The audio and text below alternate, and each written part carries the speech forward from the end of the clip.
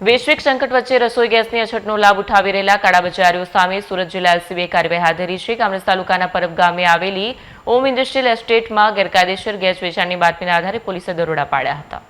વૈશ્વિક સંકટ વચ્ચે રસોઈ ગેસની અછતનો લાભ ઉઠાવી રહેલા કાળાબજારીઓ સામે સુરત જિલ્લા એલસીબીએ કાર્યવાહી હાથ ધરી છે। કામરેજ તાલુકાના પરબ ગામે આવેલી ઓમ ઇન્ડસ્ટ્રીયલ એસ્ટેટમાં ગેરકાયદેસર ગેસ વેચાણની બાતમીના આધારે પોલીસે દરોડા પાડ્યા હતા।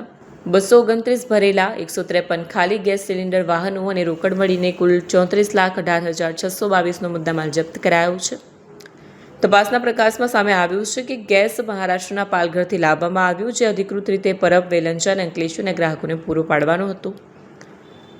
જોકે રામદેવ ગેસ એજન્સીના દેવાલાલ કલાલ અને તેના શેઠ કનૈયાલાલ ભંવરલાલ કલાલે આ જથ્થો ડાયવર્ટ કરી 901,000નું સિલિન્ડર 2350 રૂપિયામાં વેચ્યું।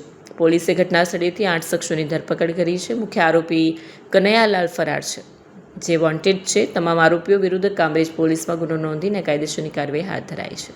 સુરત ગ્રામ્ય જિલ્લામાં રાંધણ ગેસના બાટલાઓનો ગેરકાયદેસર રીતે કાળાબજારી કરતા સંગ્રહખોરો અને વેચાણ કરતા ઈસમોને પકડવા માટે સુરત ગ્રામ્ય એલસીબીની ટીમ પેટ્રોલિંગમાં હતી। તે દરમિયાન તેમને બાતમી મળેલ કે કામરેજના પરબ હોમ ઇન્ડસ્ટ્રીયલ વિસ્તારમાં દેવા મારવાડી નામનો વ્યક્તિ રોડ ઉપર વાહનો પોતાના આઈસર ટેમ્પોમાંથી બીજા વાહનોમાં રાંધણ ગેસના બાટલા અનલોડિંગ કરી રહેલ છે। જે બાતમીના આધારે એલસીબીની ટીમ સદર જગ્યાએ પહોંચતા 8 આરોપીઓ તેમજ એક વોન્ટેડ આરોપી અને 229 બાટલા ભરેલા અને 153 ખાલી બાટલા મળી આવેલ, જે ગેરકાયદેસર રીતે સંગ્રહખોરી કરી અને વેચાણ કરતા હતા, જે બાબતેની કામરેજ પોલીસ સ્ટેશનમાં વિગતવારની ફરિયાદ આપેલ છે, જેની તપાસ હાલ ચાલુ છે।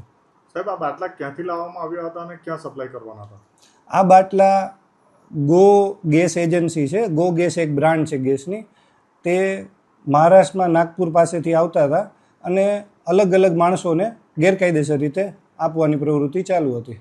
આજે ધરપકડ જે કરાઈ છે ઈસમને, એ લોકો ક્યાં સપ્લાય કરવાના હતા?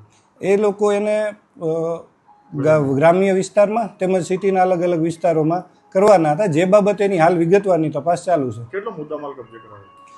બધો થઈને 34 લાખ રૂપિયાનો મુદ્દામાલ કબજે કરાયેલ છે। તેમાં 229 ભરેલા બાટલા છે અને 153 ખાલી બાટલા છે। આ લોકો કેટલા સમયથી આ કરતા હતા ધંધો? એ બાબતેની તપાસ ચાલુ છે। આ હમણાં આવેલી આ પહેલી ગાડી છે।